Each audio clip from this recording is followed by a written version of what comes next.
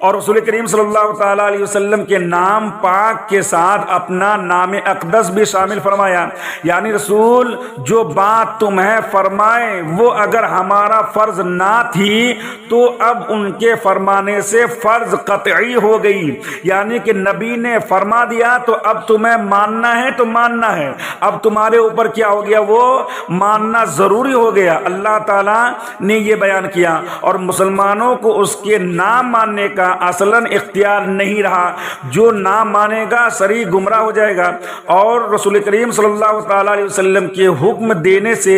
کام فرض ہو جاتا ہے، اگرچہ فی نفس ہی خدا کا فرض نہ تھا۔ اگر اللہ کا جو حکم نہیں ہے، فرض نہیں تھا، جب بھی اگر اللہ کے رسول صلی اللہ تعالیٰ علیہ وسلم نے کہہ دیا ہے تو اس کا ماننا ضروری ہے۔ ایک مباح و جائز یہ امر ہے، یعنی کہ ہم کو وہ چیز ماننی ہی ہے اور اس پہ عمل کرنا ہی ہے۔ نبی کریم صلی اللہ تعالیٰ علیہ وسلم کے حکم اور آپ کے مشورے میں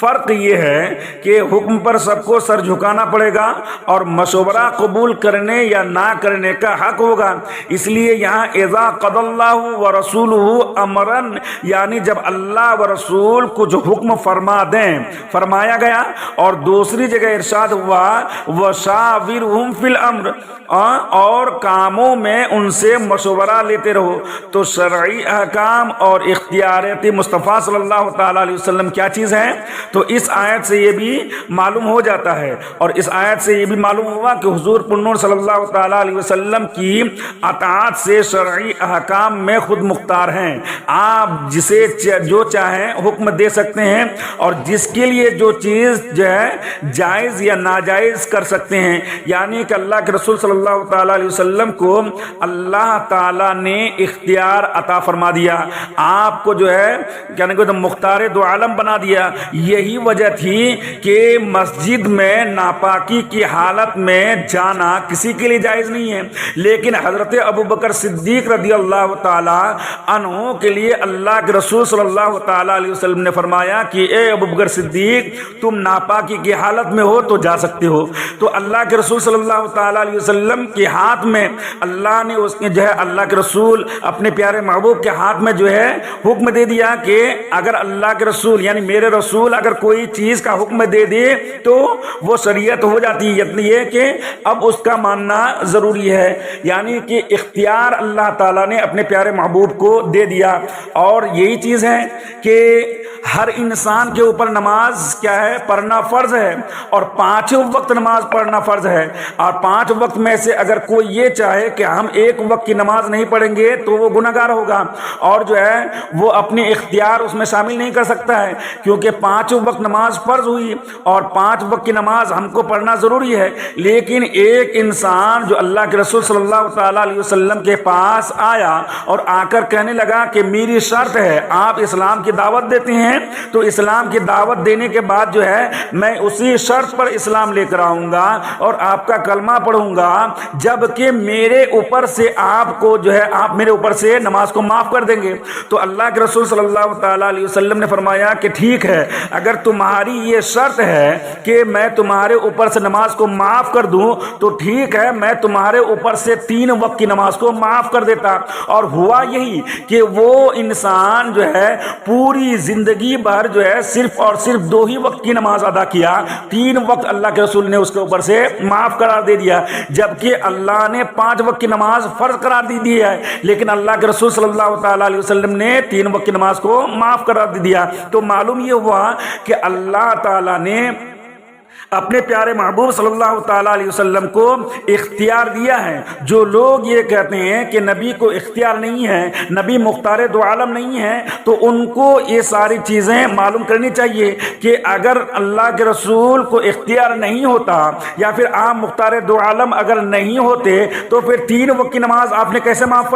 فرما دیا؟ معلوم یہ ہوا کہ اللہ کے رسول نے معاف فرما دیا تو آپ مختار دو عالم ہیں۔ اور دوسری چیز یہ بھی معلوم ہوتی ہے کہ کہ ہر انسان کو اللہ تعالیٰ نے 4 نکاح کرنے کا حکم دیا ہے، جیسا کہ سورہ نساء میں ہے کہ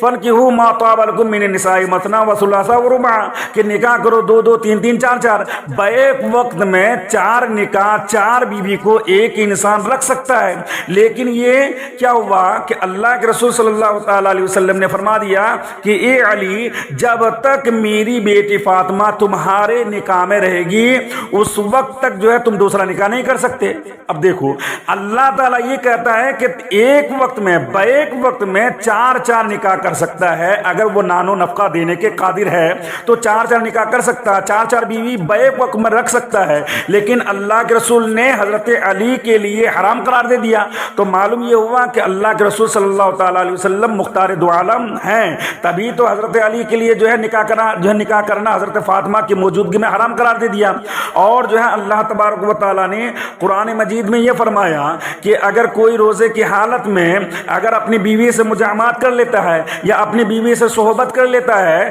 روزے کی حالت میں، تو اس کے لیے اللہ تعالیٰ نے جو کفارہ جو ہے کفارے کا حکم دیا ہے وہ 60 مسکین کو کھانا کھلانا ہے یا پھر 60 روزہ رکھنا ہے۔ لیکن ایک صحابی آئے اور کہنے لگے یا رسول اللہ میں نے اپنی بیوی سے تو مجامعات کر لیا، یعنی میں نے اپنی بیوی سے تو صحبت کر لیا، یا رسول اللہ میں تو ہلاک ہو گیا۔ تو اللہ کے رسول صلی اللہ تعالیٰ علیہ وسلم نے فرمایا کہ تم جو ہے 60 روزہ رکھو۔ کہنے لگے یا رسول اللہ 60 روزہ،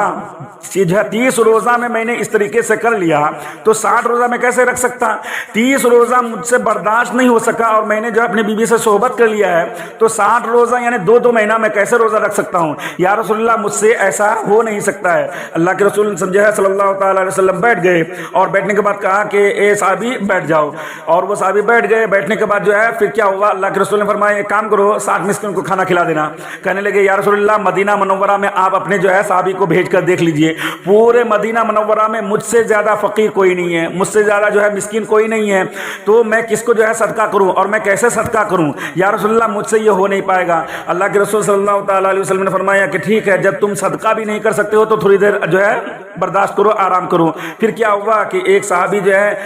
کھجور کی گٹھری لے کر آئے، اور کھجور کی گٹھری لانے کے بعد جو ہے اللہ کے رسول کو جو ہے ہدیہ کے طور پر پیش فرمایا۔ تو اللہ کے رسول صلی اللہ تعالیٰ علیہ وسلم نے فرمایا کہ وہ صحابی کہاں گئے جنہوں نے سوال کیا تھا؟ تو وہ اٹھے اور کہنے لگے یا رسول اللہ میں حاضر ہوں۔ تو اللہ کے رسول صلی اللہ تعالیٰ علیہ وسلم نے فرمایا کہ یہ گچون جو ہے کھجور کی گٹھری لو اور گٹھری لے جا کر جو ہے مدینہ منورہ میں جو غریب ہیں اس میں جو ہے تقسیم کر دو۔ کہنے لگے یا رسول اللہ مجھ سے زیادہ غریب کوئی ہے ہی نہیں ہے، میں کس کو تقسیم کروں؟ سب سے زیادہ غریب تو میں ہی ہوں، یا رسول اللہ میں کس کو صدقہ کروں؟ تو اللہ کے رسول صلی اللہ تعالیٰ علیہ وسلم نے فرمایا کہ ٹھیک ہے، جب سب سے زیادہ غریب تم ہی ہو